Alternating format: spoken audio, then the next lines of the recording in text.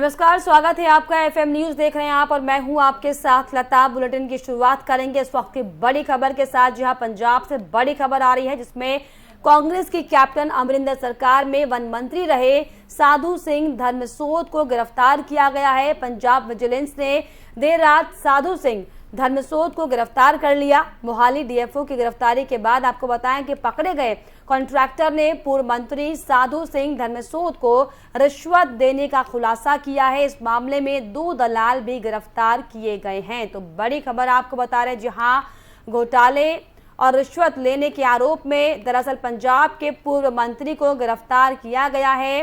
Captain Amarinder की सरकार में मंत्री थे, जिन्हें अब रिश्वत देने के आरोप में, घोटाला करने के आरोप में गिरफ्तार किया गया है। साधु सिंह धर्मसोत को पंजाब में गिरफ्तार किया गया है। पंजाब से बड़ी खबर आ रही है, जहां पर कांग्रेस की कैप्टन अमरिंदर सरकार में वन मंत्री रहे साधु सिंह धर्मसोत को गिरफ्तार किया गया है। पंजाब विजिलेंस ने दरअसल देर रात साधु सिंह धर्मसोत को गिरफ्तार किया।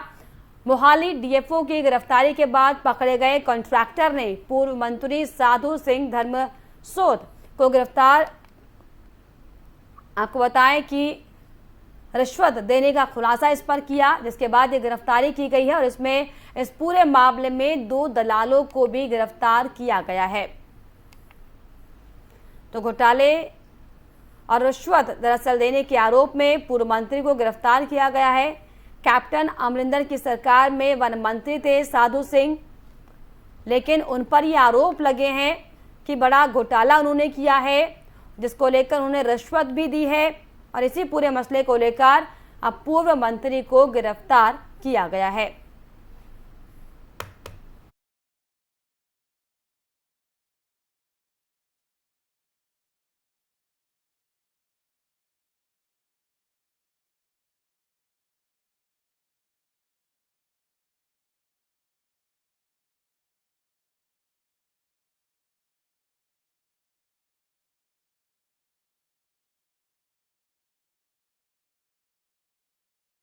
पंजाब के पूर्व मंत्री को गिरफ्तार किया गया। आपको बता दें कि पूर्व मंत्री पर दरअसल घोटाले के कई आरोप लगे हुए हैं। पंजाब में अमरिंदर के कैबिनेट में वन मंत्री साधु सिंह थे, जिन्हें गिरफ्तार हालांकि किया गया है। और इन पर घोटाले और रिश्वत दरअसल लेने का आरोप लगा हुआ है। और इसके अलावा 2 दलालों को भी इस पूरे मामले पर गिरफ्तार किया गया है।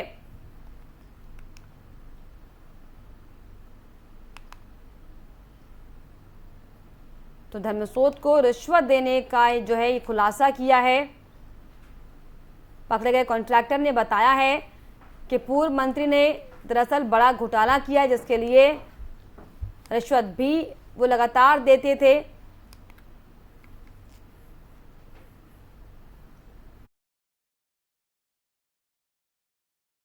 और इस पर खास जानकारी के लिए हमारे संवाददाता कुलदीप शर्मा हमारे साथ जुड़ गए। कुलदीप, पंजाब के पूर्व मंत्री वन मंत्री को गिरफ्तार किया गया है, रिश्वत और घोटाले का आरोप, क्या कुछ जानकारी? बिल्कुल, देखिए पंजाब से इस वक्त ये बड़ी खबर है, जो कैप्टन की कैबिनेट थी उसमें वन मंत्री थे साधु सिंह धर्मसोत, उनको जो है पंजाब की विजिलेंस टीम ने कल देर रात गिरफ्तार किया है। दरअसल उनकी गिरफ्तारी जो है एक बड़े खुलासे की तरफ जो है वो इशारा कर रही है। उनकी गिरफ्तारी से पहले मोहाली डीएफएसओ को जो है वो इसी मामले में गिरफ्तार किया गया था, जिसमें जो कॉन्ट्रैक्टर गिरफ्तार हुआ था उसने ये खुलासा किया था कि साधु सिंह धर्मसोत जो है वो कुछ परमिशन देने के नाम पर जो है वो रिश्वत लेते हैं। तो इस पूरे मामले में अब उनकी गिरफ्तारी हुई है और विजिलेंस की टीम जो है वो उनसे पूछताछ कर रही है। 2 तरीके के आरोप जो है वो उन पर लगे हुए। एक तो ये है कि फॉरेस्ट लैंड पर परमिशन देने को लेकर घोटाले का आरोप है, और साथ में घूसखोरी का भी संगीन आरोप जो है वो कैप्टन अमरिंदर के पूर्व मंत्री साधु सिंह पर लगा है। और ये भी जानकारी जो है विजिलेंस की जांच से सामने आई है। अब तक की धर्मसोत जो है वो एक पेड़ काटने के बदले में 500 रुपए की रिश्वत लेते थे। यानी जो फॉरेस्ट लैंड पर जो ग्रीन एरिया था उसके अगर पेड़ कोई कॉन्ट्रैक्टर काटता था तो उसके बदले में उनको साधु सिंह को जी जो है वो रिश्वत देनी पड़ती थी। जी। और तो मैं क्या आपको बता कुलदीप, दूं कि कांग्रेस नेताओं की ओर से कोई प्रतिक्रिया इसको लेकर अब तक कुछ दिखाई पड़ रही है, इस गिरफ्तारी पर?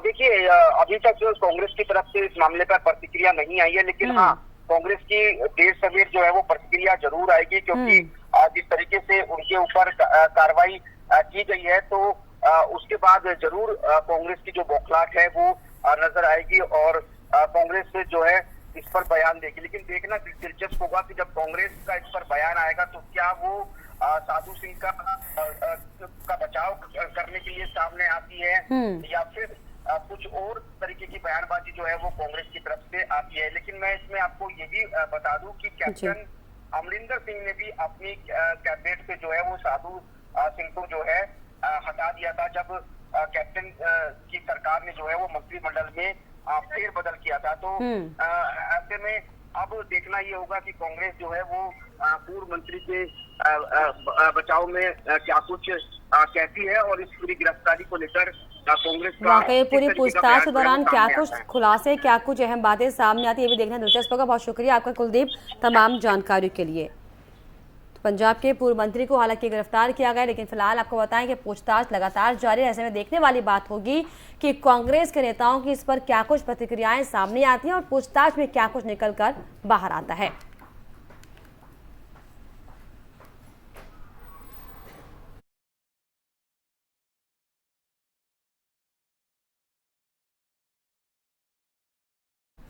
वहीं कानपुर में बीते शुक्रवार को हुई हिंसा के बाद पुलिस ने सख्त कार्रवाई की है। इस मामले में अब एक और आरोपी ने सोमवार को सरेंडर कर दिया है। सोमवार को कानपुर पुलिस ने 40 आरोपियों की तस्वीर जारी की थी, जिसमें से सोमवार को ही 3 आरोपी को गिरफ्तार कर लिया गया था। अब मंगलवार को एक आरोपी ने पुलिस के सामने सरेंडर कर दिया है। आरोपी का नाम सल्लू बताया जा रहा है।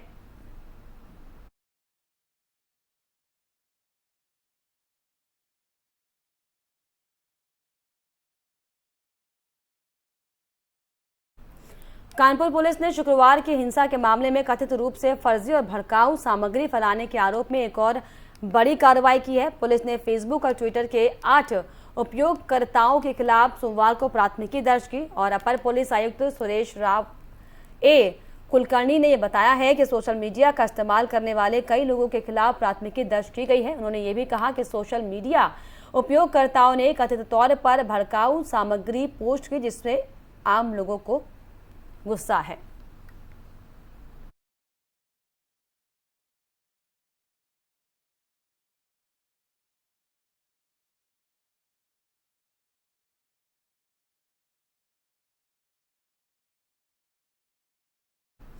वहीं बीजेपी से निलंबित होने के बाद भी नुपुर शर्मा की मुश्किलें कम नहीं हुई हैं। अब मुंबई पुलिस उन्हें पैगंबर मोहम्मद साहब पर दिए गए विवादास्पद बयान पर समन भेजने वाली है। नुपुर के खिलाफ रजा एकेडमी ने केस दर्ज करवाया है। आपको बताएं कि पैगंबर मोहम्मद पर दिए विवादित बयान पर देश में उबाल है।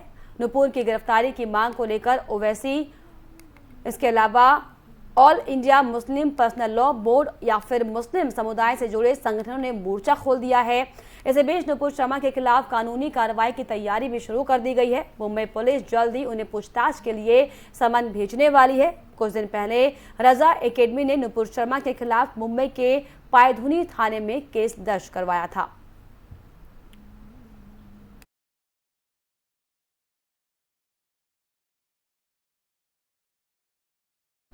जम्मू कश्मीर के कुपवाड़ा में सुरक्षा बलों को बड़ी कामयाबी मिली है। सुरक्षा बलों ने यहां पर मुठभेड़ में 2 आतंकियों को मार गिराया है।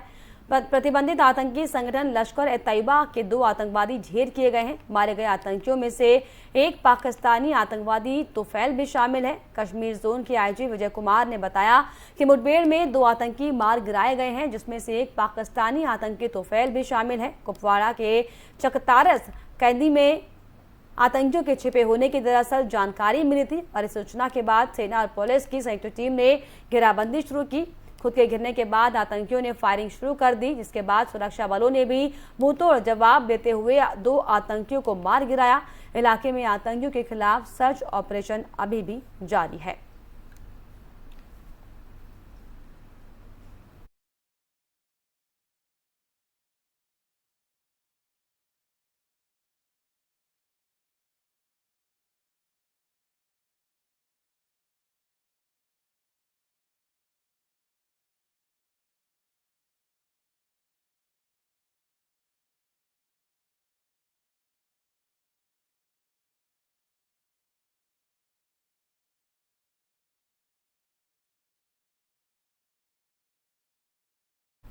भारत में यूपीएससी को सबसे कठिन परीक्षाओं में से एक माना जाता है। यूपीएससी के रिजल्ट आ चुके हैं और कई कैंडिडेट सफल हुए हैं। कई छात्रों का प्रयास जारी है। वहीं इसको लेकर हमारे संवाददाता कुलदीप शर्मा ने एक ऐसे यूपीएससी कैंडिडेट से बात की है जिनकी कहानी सभी को प्रेरणा देने वाली है। सुनिए रिंकू राही की कहानी उन्हीं के जुबानी। इस वक्त हमारे साथ बातचीत करने के लिए रिंकू राही है। रिंकू राही उन दिव्यांग छात्रों में से एक है जिन्होंने अपनी प्रतिभा का दमखम पूरे देश को दिखा दिया है। सर, सबसे पहले तो आपको बहुत बहुत बधाई। Thank you. रिंकू जी, कैसा अनुभव है? यूपीएससी का एग्जाम क्लियर आपने कर दिया, देश का सबसे कठिन परीक्षा इसको मानी जाती है। काफ़ी खुशी की चीज़ है और ये प्रेरणा भी देती है काफ़ी लोगों को, स्पेशली दिव्यांगजन जो होंगे उनको आना चाहिए इस फील्ड में। काफ़ी चूँकि इस एग्ज़ाम जो सफलता है उसमें काफ़ी चुनौतियाँ आती हैं, लेकिन होता है। मैंने जो काफ़ी लंबे अटैम्प्ट लिए हैं तो उससे आखिरकार हुआ है। ये खुशी की चीज़ मेरे लिए। हारे नहीं कभी? आप कह रहे हैं कि बहुत सारे प्रयास किए, बहुत सारे अटेम्प्ट लिए, आदमी तो टूट जाता है। एक्चुअली हारना उनको होता है जिनके थोड़े छोटे सपने होते हैं। बात कही कि दिव्यांगों को जो है इस क्षेत्र में जरूर आना चाहिए। क्यों क्यों क्यों आपको लगता है कि इस क्षेत्र में दिव्यांग आएंगे तो बेहतर रहेगा? क्या बदलाव आ जाएगा अगर वो आएंगे तो? एक्चुअली दिव्यांग जो हैं वो जो माना जाता है आज की डेट में, या तो उन्हें दया की श्रेणी से देखा जाता है, भाव से देखा जाता है, लेकिन वो अधिकार की श्रेणी से बहुत कम देखा जाता है। तो चूँकि निचले पायदान पे होते हैं वो, अगर वो आएंगे तो वो औरों की समस्याओं को अधिक भलीमार समझ पाएंगे। बात कही कि दिव्यांगों को जो है इस क्षेत्र में जरूर आना चाहिए। क्यों क्यों क्यों आपको लगता है कि इस क्षेत्र में दिव्यांग आएंगे तो बेहतर रहेगा? क्या बदलाव आ जाएगा अगर वो आएंगे तो? एक्चुअली दिव्यांग जो हैं वो जो माना जाता है आज की डेट में, या तो उन्हें दया की श्रेणी से देखा जाता है, भाव से देखा जाता है, लेकिन वो अधिकार की श्रेणी से बहुत कम देखा जाता है। तो चूँकि निचले पायदान पे होते हैं वो, अगर वो आएंगे तो वो औरों की समस्याओं को अधिक भलीमार समझ पाएंगे, क्योंकि वो समस्या को काफ़ी खुद महसूस कर रहे होते हैं। और चूँकि जैसे मेरा भी जो सिलेक्शन हुआ है, एक सरकारी व्यवस्था है जिसके तहत मैं आरक्षण मिलता है, उसके तहत मेरा होता है सिलेक्शन। तो उस सिलेक्शन से ये एक तरह से हमारे पास एक उधार है समाज का। कोई भी लक्ष्य जो है उसको हासिल करना आसान नहीं होता, और ख़ासकर यूपीएससी वाला लक्ष्य तो हासिल करना बिल्कुल भी आसान नहीं होता। मुश्किलें क्या क्या आई और उस मुश्किलों से बाहर कैसे निकले? एक्चुअली मेरी थोड़ी जो अदर एस्पेक्ट होते हैं उनसे अलग स्टोरी थोड़ी रही है, डिफरेंट रही है मेरी। अगर मैं बात करूँ स्टार्टिंग से, तो एक तो फाइनेंस कंस्ट्रेंट्स काफ़ी थे जिसकी वजह से कभी अवसर मिल ही नहीं पाया था बराबरी वाला। उसके बाद मेरी जॉब लगती है। जॉब के बाद चूँकि सेवा भाव से सेवा में आना है सिविल सेवा में कभी भी, तो उस जॉब के कारण मेरे ऊपर अटैक हुआ। चूँकि मैं ईमानदार हूँ और कर्तनिष्ठ रहा हूँ, तो मैं घोटाला खोलने की कोशिश की तो उस पर अटैक होता मेरे ऊपर। कई गोली आपको लगी? हाँ जी, 7 गोली लगी मुझे। उसके बाद जो है फिर, लेकिन लोगों में दुआ के साथ ज़िंदगी बच पाई मेरी। वो मेरी ज़िंदगी का सबसे बड़ा इनाम है मेरे पास आज भी, और ज़िंदगी ही मेरी खुद उधार है मेरे ऊपर कुछ काम करने के लिए। उसके बाद जो है चूँकि मैं ईमानदारी से काम कर रहा था और प्रतिष्ठा से, तो जॉब मेरे लिए बहुत ज़्यादा प्रायोरिटी पर थी सबसे बड़ी चीज़। तो ऐसे काम करने की वजह से जाहिर है विभागीय उच्च अधिकारियों और लोगों की नज़रों में खटकता था मैं। के बाद ही आपने तय कर लिया था कि यूपीएससी क्लियर करना है, आईएएस बनना है? हाँ, एक्चुअली वो तो पहले से प्लानिंग था, लेकिन हाँ, हमले के बाद एक चीज़ क्लियर हुई कि अगर इस सेवा पहुँचते, आईएएस सेवा पहुँचेंगे हम लोग, तो ज़्यादा अच्छा सर्व कर सकते हैं देश को। तो उस समय से डिटर्मिनेशन और ज़्यादा बढ़ा कि आप उन लोगों को थैंक यू भी बोलना चाहेंगे जिन्होंने कभी आपकी जान लेने की कोशिश की? मैं उन लोगों की जगह उन लोगों को थैंक यू कहना चाहूँगा जिनकी दुआओं की बदौलत आज मैं यहाँ पर बैठा हूँ, जिंदा बचा। क्योंकि इसमें कोई शक ही नहीं है। जब डॉक्टर बताते थे उस समय कि जब बताया कि जब मेरा ऑपरेशन चल रहा था, तो घर वालों ने पूछा था उनसे कि बचने के कितने चांसेस हैं, तो डॉक्टर पहले बताए नहीं, लास्ट में बताते हैं 0% चांस। किसको देंगे? कौन सबसे महत्वपूर्ण व्यक्ति रहा आपकी सफलता के पीछे, और क्या सफलता का मूल मंत्र आप देना चाहेंगे जो इस वक्त बच्चे आपको सुन रहे हैं? हाँ जी, सबसे बड़ा जो है, चूँकि मुझे कहने में संकोच नहीं है कि सबसे बड़ा जो आज की जो सफलता मिली है मुझे, जो यूपीएससी तक में मेरे सबसे इंटरव्यू में सबसे कम मार्क्स आए मेरे, तभी मुझे सफलता मिली है। तो इसका सबसे बड़ा श्रेय तो मैं संवैधानिक व्यवस्था के तहत मिले मुझे आरक्षण को दूंगा मैं। सबसे बड़ा जो है। और चूँकि उसके बाद जो मेरी पूरी जर्नी रही है उसमें मेरे मम्मी पापा, उनका काफ़ी बड़ा सपोर्ट रहा है। इनकी कहानी आपको ज़रूर सुननी चाहिए। कई मुश्किलें आई, एक वक्त ऐसा भी आया कि जब लग रहा था कि इनका बचना मुश्किल हो जाएगा, लेकिन वही चीज़ इनके जीवन के लिए एक बड़ा टर्निंग पॉइंट साबित हुई, क्योंकि उसी हादसे ने इनको वो हिम्मत दी जिस मुकाम को इन्होंने आज हासिल किया है। कैमरामैन अंगद के साथ कुलदीप शर्मा, एफएम न्यूज़, दिल्ली। आने वाले समय में देश के अंदर कई राज्यों में विधानसभा चुनाव होने हैं और ऐसे में ज्यादातर राजनीतिक पार्टियां इसे लेकर अपनी कमर कसते दिखाई पड़ रही हैं। इसी क्रम में बीजेपी अब दक्षिणी राज्य तेलंगाना में अगले साल होने वाले विधानसभा चुनाव से पहले अपनी पार्टी के नेताओं और पदाधिकारियों का मनोबल बढ़ाती नजर आ रही है। प्रधानमंत्री नरेंद्र मोदी तेलंगाना में अपनी पार्टी को मजबूत बनाने के लिए आज हैदराबाद इकाई के पदाधिकारियों और अन्य वरिष्ठ नेताओं से मुलाकात कर रहे हैं। इसके साथ ही ग्रेटर हैदराबाद नगर निगम के 47 बीजेपी पार्षदों को भी पीएम मोदी ने दिल्ली में उनसे मिलने के लिए उन्हें आमंत्रित किया है। प्रधानमंत्री के तौर पर पीएम मोदी अपने कार्यकाल में पहली बार इस तरह की अनौपचारिक बातचीत करने जा रहे हैं।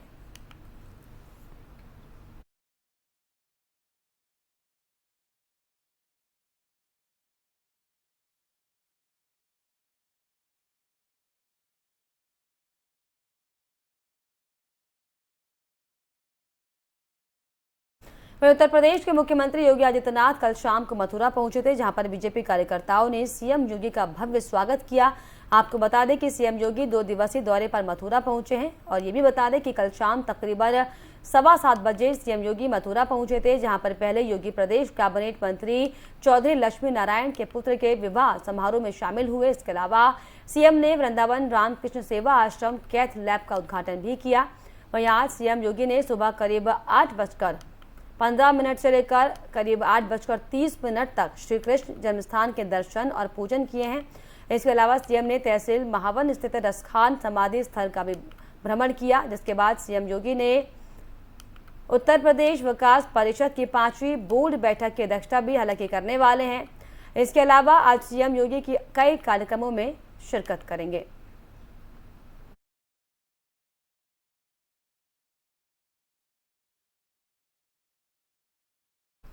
वहीं कांग्रेस नेता राहुल गांधी आज पंजाब के मानसा पहुंच रहे हैं, जहां पर वे पंजाबी सिंगर सिद्धू मूसेवाला के पिता बलकौर सिंह और माता चरण कौर से मुलाकात कर शोक व्यक्त करेंगे। मूसेवाला की 29 मई की शाम गोली मारकर हत्या कर दी गई थी। राहुल गांधी ने पहले भी सोशल मीडिया के जरिए हत्या पर दुख जताया था। उन्होंने कहा था कि होनहार कांग्रेस नेता और प्रतिभाशाली कलाकार सिद्धू मूसेवाला की हत्या से स्तब्ध और दुखी हूं। दुनिया भर से उनके चाहने वालों और प्रशंसकों के प्रति मेरी संवेदनाएं हैं।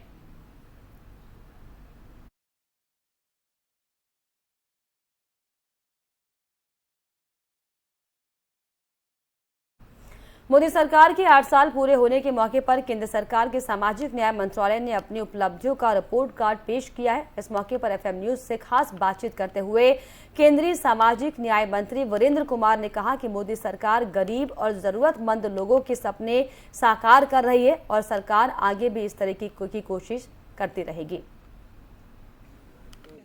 केंद्रीय सामाजिक न्याय मंत्री डॉक्टर वीरेंद्र कुमार है हमारे साथ बातचीत करने के लिए। सर, जो आपकी मंत्रालय का जो ये 8 साल का रिपोर्ट कार्ड है, इसमें क्या क्या बड़ी उपलब्धियां हैं जो पिछले 8 साल में आपके मंत्रालय ने अचीव कर ली है और जिसका असर जो देश के हालात है उस पर जबरदस्त पड़ा है? देश के प्रधानमंत्री आदरणीय नरेंद्र मोदी जी के कुशल मार्गदर्शन में हमारी सरकार के सभी मंत्रालयों ने अपने अपने क्षेत्र में काफ़ी उल्लेखनीय काम किए हैं। सामाजिक न्याय अधिकारिता मंत्रालय ने भी, चाहे वो सामाजिक सुरक्षा वाला भाग हो या दिव्यांगता सशक्तिकरण विभाग हो, दोनों विभागों ने 8 वर्षों में जो कार्य किए हैं वो समाज के उन वर्गों के लिए एक सपने के साकार करने जैसे हुए हैं कि जब एक गरीब परिवार का बच्चा भी जो है ना, वो शासन के योजनाओं का लाभ लेकर जीवन में एक लक्ष्य निर्धारित करके उसको प्राप्त करने का भाव जब उसके अंदर आता है और ये विश्वास कि सरकार उसकी पालक है और आदरणीय नरेंद्र मोदी जी और सामाजिक न्याय अधिकारिता मंत्रालय की योजना का लाभ लेकर वो अपने लक्ष्य को प्राप्त कर सकता है। वो बेटी जब वहाँ पर आकर कहती है वहाँ पर कि मैं IPS बनना चाहता हूँ, यही तो आत्मनिर्भरता की तरफ बढ़ते हुए कदम है। कौशल विकास, हमारे जो दिव्यांग हमारे विद्यार्थी हैं, दिव्यांग विद्यार्थियों को जहाँ छात्रवृत्ति के साथ कि वो अपना पढ़ाई कर सकें, इसके साथ ही साथ उनको कौशल विकास की योजना से जोड़ना, ताकि कौशल विकास उनके अंदर जो प्रतिभा है उस प्रतिभा को उभार कर वो उस क्षेत्र में प्रशिक्षण लेकर अपना खुद का काम प्रारंभ कर सकें। उसके लिए दिव्यांगता वित्त विकास निगम से कम ब्याज की दर पर उनको लोन उपलब्ध करवाना और फिर उनको द्वारा निर्मित जो सामग्री है उस सामग्री के लिए जागरूकता शिविर और मेलों का आयोजन, प्रदर्शनी का आयोजन करके उसको बिक्री के लिए भी केंद्र उपलब्ध कराना।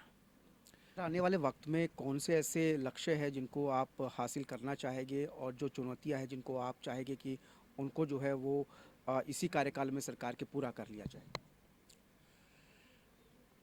देखिए, आदरणीय प्रधानमंत्री नरेंद्र मोदी जी के नेतृत्व में 8 साल में जो हुआ, हम उसी पर नहीं रुके हैं, बल्कि हमारा तो जो सरकार का रोड मैप है 2047 तक, जब देश आज़ादी की 100वीं वर्षगांठ मनाएगा, उस 100वीं वर्षगांठ जब हम मनाएंगे तो उस 47 के लिए भी सरकार ने अपने लक्ष्य निर्धारित करके रखे और उनको प्राप्त करने के लिए हमको लगातार बढ़ते जाना है, जिसमें सामाजिक न्याय अधिकारिता मंत्रालय ने जहाँ अनुसूचित जाति के छात्र, OBC, फिर हमारे DNT, घुमंतु विमुक्त जातियाँ, फिर हमारे जो ट्रांसजेंडर हैं, बेगर्स हैं, इन सभी के लिए इन सबको वहाँ से निकाल कर हमारे ट्रांसजेंडर बेगर्स को भी और घुमंतु विमुक्त जातियों के लोगों को भी उनको शिक्षा के माध्यम से, उनको कौशल विकास के माध्यम से, उनको एक और जहाँ स्वावलंबी बनाना, उनको समाज की मुख्य धारा में लाकर वो इस समाज के लिए बहुत उपयोगी हैं, उनका देश के विकास में बहुत बड़ा योगदान हो सकता है। तो ये थे मेरे साथ डॉक्टर वीरेंद्र कुमार जी, जो साफ तौर से कहते हुए कि मोदी सरकार की 8 साल की योजनाओं की मदद से जो गरीब और ज़रूरतमंद लोग हैं उनकी तस्वीर और तकदीर बदल रही है और ऐसे लोगों को आने वाले वक्त में भी विकास की मुख्य विचारधारा से जोड़ने का लक्ष्य सरकार हासिल करेगी। कैमरामैन अंगद के साथ कुलदीप शर्मा, FM न्यूज़। और इसी के साथ इस बुलेटिन में फिलहाल इतना ही। देश और दुनिया की तमाम खबरों के लिए आप देखते रहिए FM न्यूज़। नमस्कार।